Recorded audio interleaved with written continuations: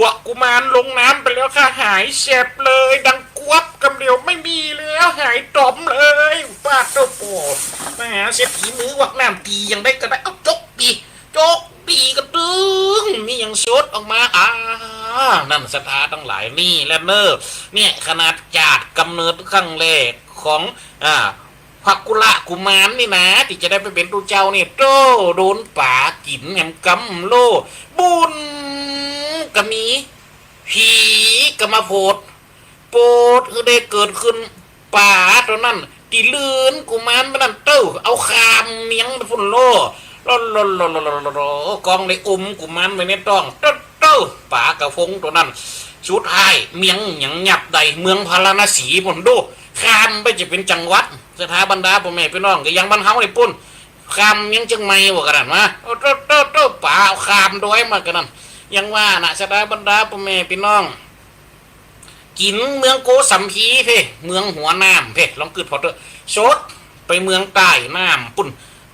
ในคณะเดียวกันนั่นเจ้าบ้านเจ้าเมืองป่อก้าเจ้าประมงโลโต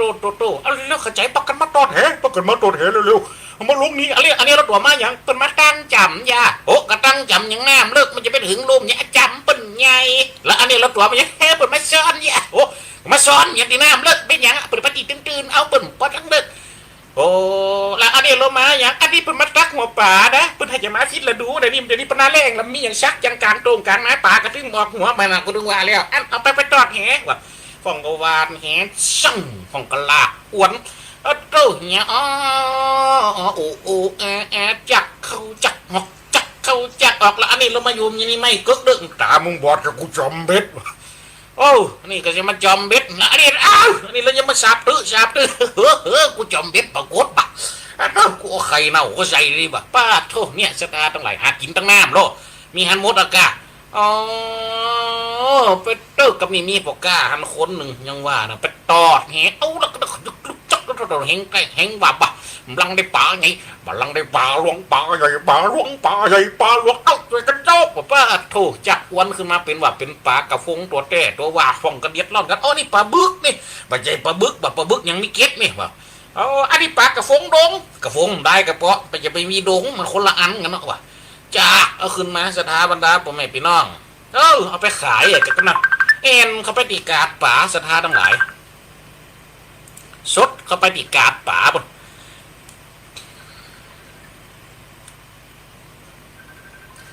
ฟังกระโถเข้ามาไปฟังโถเข้ามาเดนเนอร์คณะนี่นะเดี๋ยวเขาจะเปิดสายให้โทรเข้ามาแฮมสักบึ้ดปนเนอร์นะครับเขาจะได้เปิดสายให้โทรเข้ามาตอนนี้โทรเข้ามาในรายการ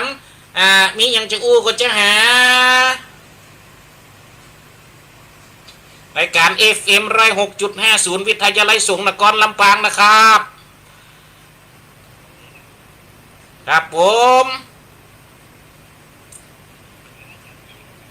แม่นแล้วครับ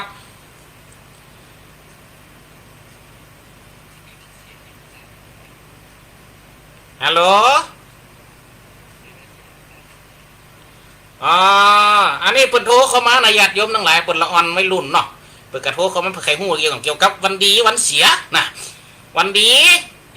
วันดีก็คือวันที่บันดีใจการใจงานวันที่มันเป็นมังกรวิถีที่อันล้ำเลิศงานประเสริฐยิ่งกว่าวันละยามทั้งหลายวันเสียนี่แบ่งเอาไม่ด้วยกัน2อย่างเสียโดยยามและก็เสียโดยวันสมมติวันเสียประจำวันในเดือนไหนจะมีอยู่2วันนับวันพัดสตาเข้าไปแหมบางเตี่ยนับวันพัดสตา2เตี่ยกระตุกอยู่ติดไหนเสียอยู่4วันปาดโทก็ลองมาขึ้นวัดเตอร์สตาบรรดาพ่อแม่พี่น้องนะครับอันนี้นี่จะถามมันก็จะ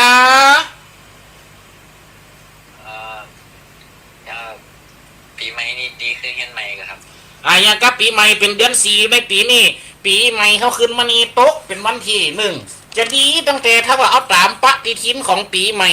ถ้าว่าจะฮือดีวันค่ำจะมีอยู่วันที่4วันที่11วันที่13วันที่18วันที่20วันที่22และวันที่24วันที่29วันที่31สำหรับวันดีทำมงคลแต่เอาตามเลิกตามยามมีวันที่1วันที่3วันที่9วันที่17วันที่23วันที่27วันที่30ครับอันนี้คือมือจันทร์วันดีของปีใหม่เดือนมกรานี่นะครับตกเป็นเดือน4พอดีเนอะขึ้นเห็นใหม่ได้ครับครับ